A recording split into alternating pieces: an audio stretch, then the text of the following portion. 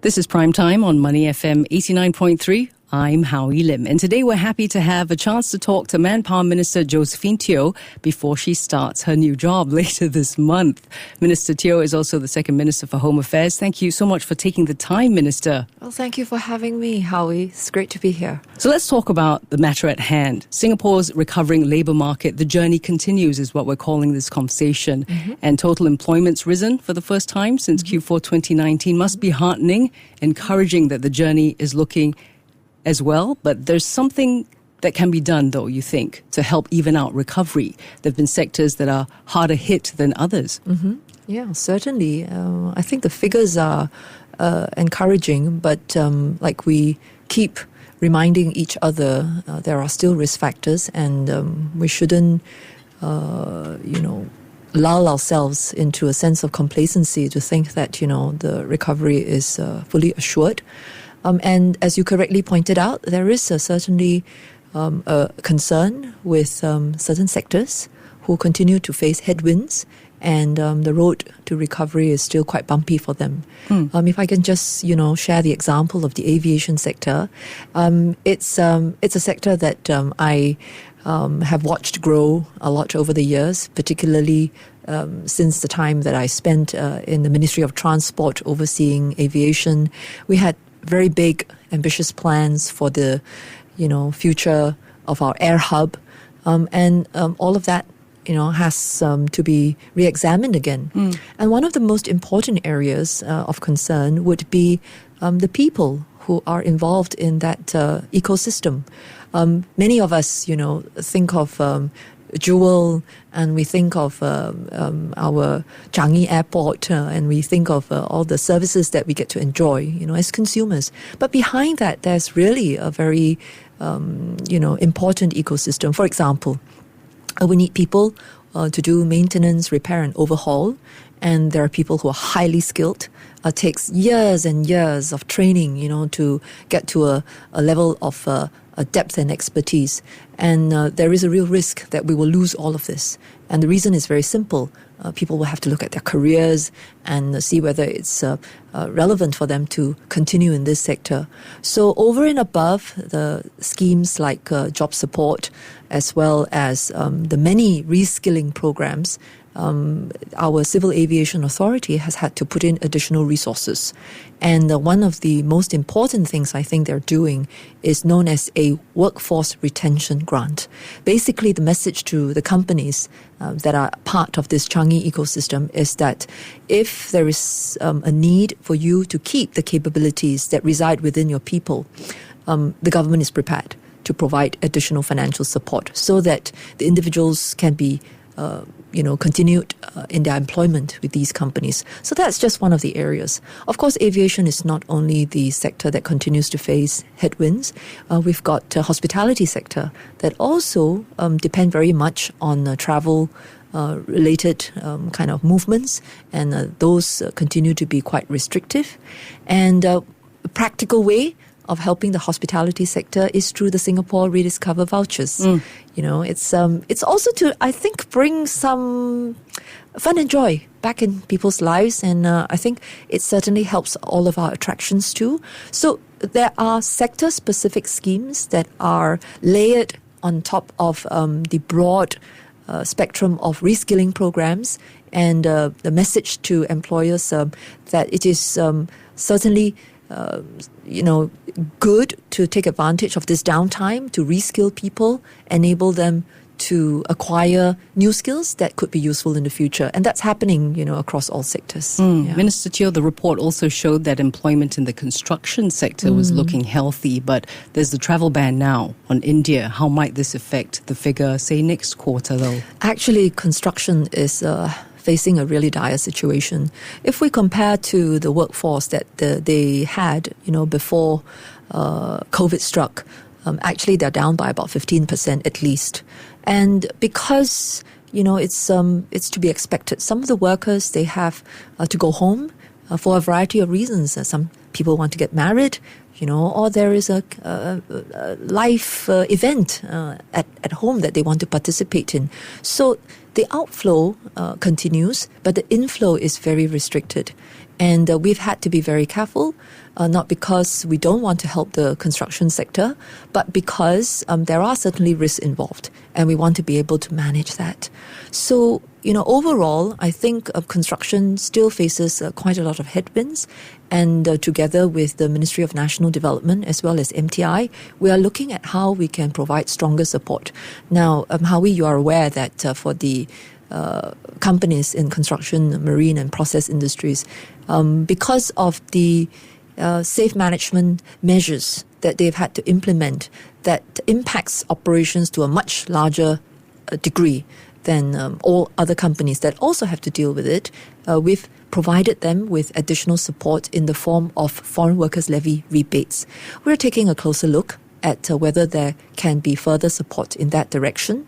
And MND is also looking at, how they can help with the costs that have invariably skyrocketed, as a result of this tightness in the manpower. So in the not too distant future, Howie, we will be able to update the public. Sounds good. But during your visit, though, to NTUC Learning Hub, you also said more employers are considering hiring locals, so I'm not sure, for the construction sector perhaps, for positions, though, that require new skills. Yes. As a result of business restructuring, etc. Are you seeing this come up because there's limited access to foreign manpower, you think? Well, what has been very helpful is employers taking note of the fact that if they are overly reliant on foreign manpower for their key functions, that could be a risk. And this risk may not go away even when the travel restrictions are lifted. And on an ongoing basis, it makes sense for them to build up their Singaporean core. And although it is very natural for companies to plug and play, more companies are also looking at how they can take advantage of the many schemes that are available now to reach out to candidates, job seekers who they previously may not have considered. So if you take the example of the SG United, traineeships and the mid-career pathways, company attachment programs. This offers the companies a way of bringing on board candidates that they may not have normally brought into the workforce. They're calling them the less than perfect candidates. Well, I would say that they're pre-perfect perhaps. Lovely. And if they have the opportunity to be exposed to these employers, then maybe the employers will also get to see their transferable skills and what top-ups can be provided in order to enable these individuals to join the company. So we see a very strong take-up on the part of the employers for the traineeships as well as the mid-career pathway programs. Of course, it takes two hands to clap. Even if the employers are prepared to offer these openings, it takes some courage on the part of the job seekers, particularly for mid-career individuals. And we can understand that if you have invested the better part of your working life in a particular sector or in a particular occupation, to, leave that comfort zone to try out new occupations in new sectors can be quite daunting. So we hope that these traineeships and attachments also offer the job seekers an opportunity to just get a sense for themselves whether this is suitable. And it will still enhance their resumes. They can go on to the future employer and say that, I've tried this out and I actually learned some useful skills. And if they choose to pivot, well and good for them. And even if they choose not to, that experience doesn't go to waste. That's hard, though, to sort of get over that bump in terms of, what if I wasted my time? It's not as if I have a lot of time already as a mid-career switcher, so to speak.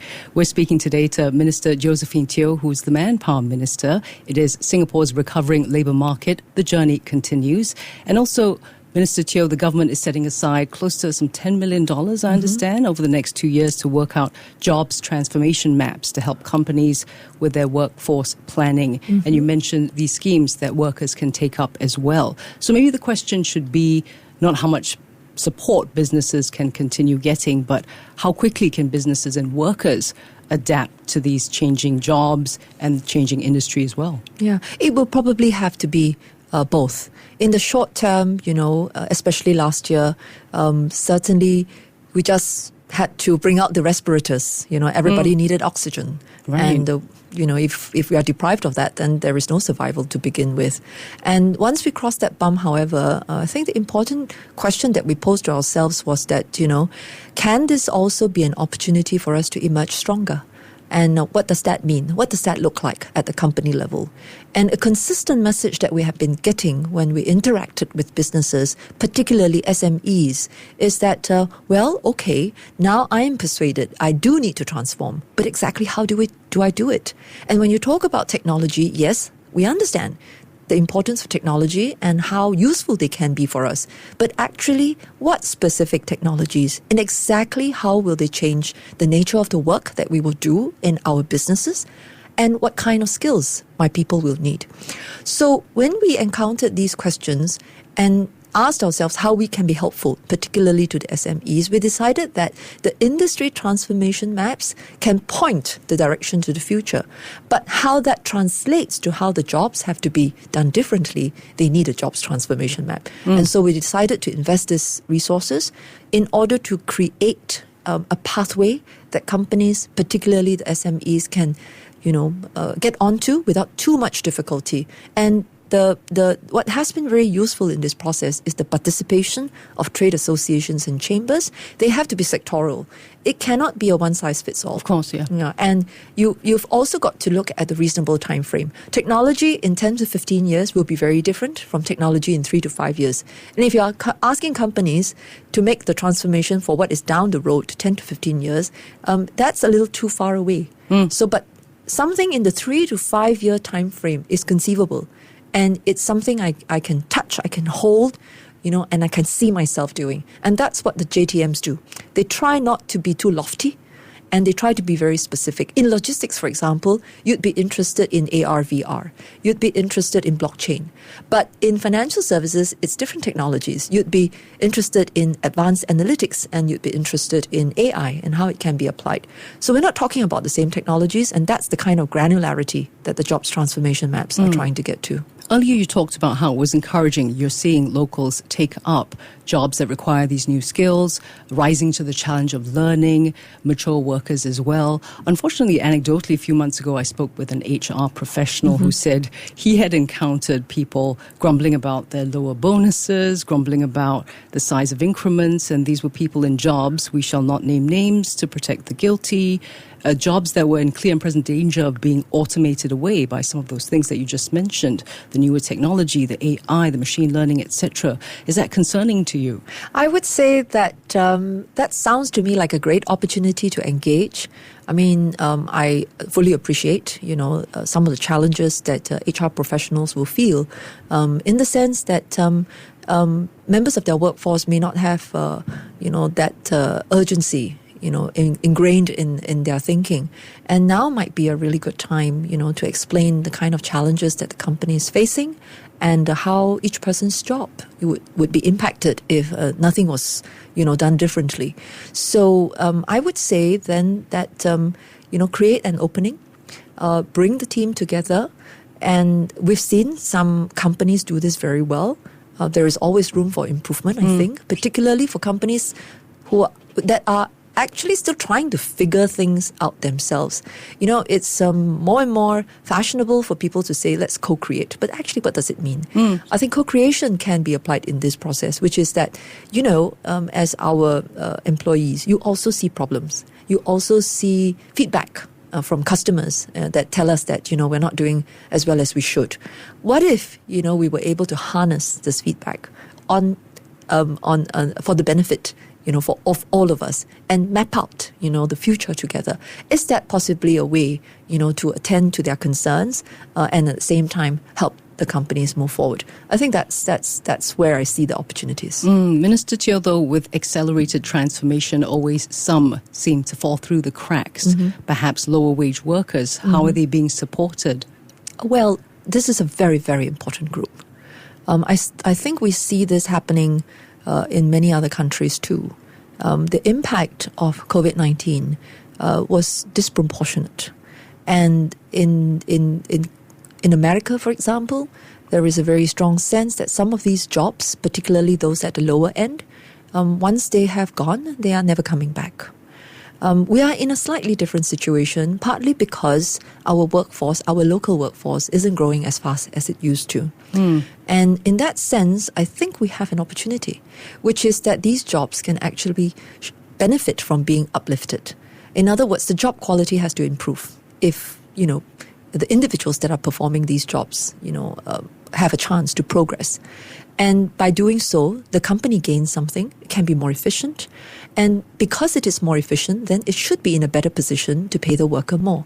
And that's how we think about progressive wages. The so idea them doing being more work or not necessarily functioning doing at more a higher level? Well, when I meet with companies, I always explain to them that it's not just a matter of asking your worker to do more within the same time that they have.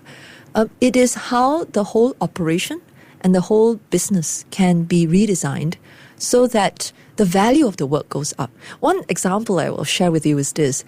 Food services is always cited as a business where it's very difficult to find people.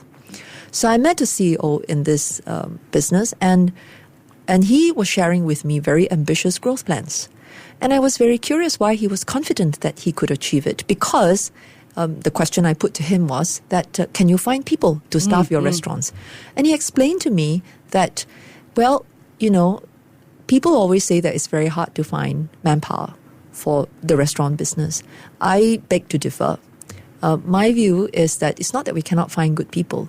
The challenge is whether we can offer them a good enough wage and a pleasant enough work environment.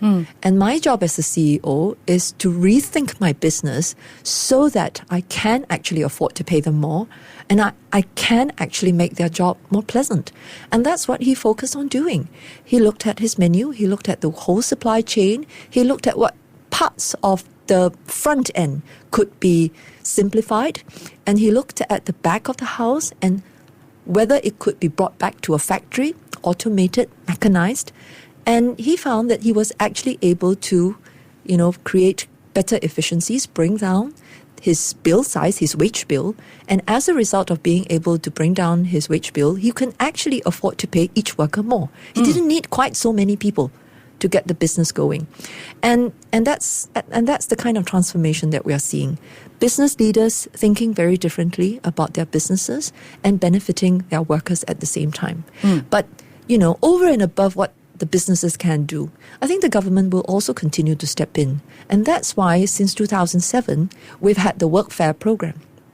The government is essentially saying that it's important that the workers be able to earn more out of their own efforts, as well as what the companies are able to support in terms of more efficient processes. But the government can also help.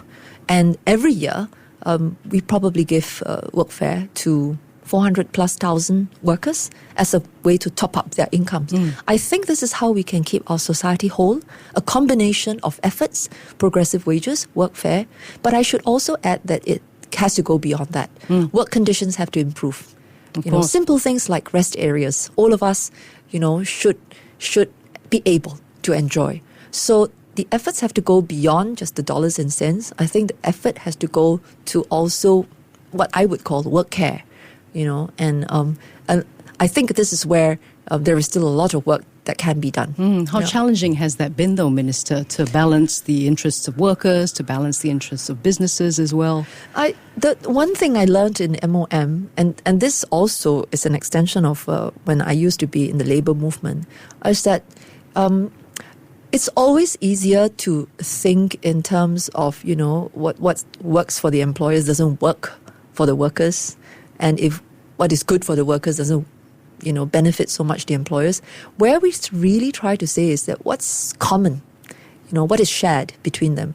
And it has to be that, on both sides, whether it is the employers or the employees, they do want the business to succeed. Because if the business does not succeed, then the ability Everyone of the employers... suffers. That's right. They can't do very much more for the workers. So if the workers can buy into that idea, then the question is also that, how can we harness that energy and try and find something that is positive for both? One very important aspect is, for example, training, and also getting the workers to try out new technologies, and also getting the workers to work differently, and being able to break out of what they're comfortable with, and to attempt, to adapt to new business models. Sometimes businesses tell us that, their workers need a fair bit of persuasion. And MOM, of course, working through WSG and also our colleagues in the labour movement, then help to identify what would be the plus points of a transition, that the workers can see as being very tangible. We try to find those points so that, there can be a convergence of interest. That's how we work. Do you feel unfinished, Minister Teo, Definitely. at the Manpower Ministry?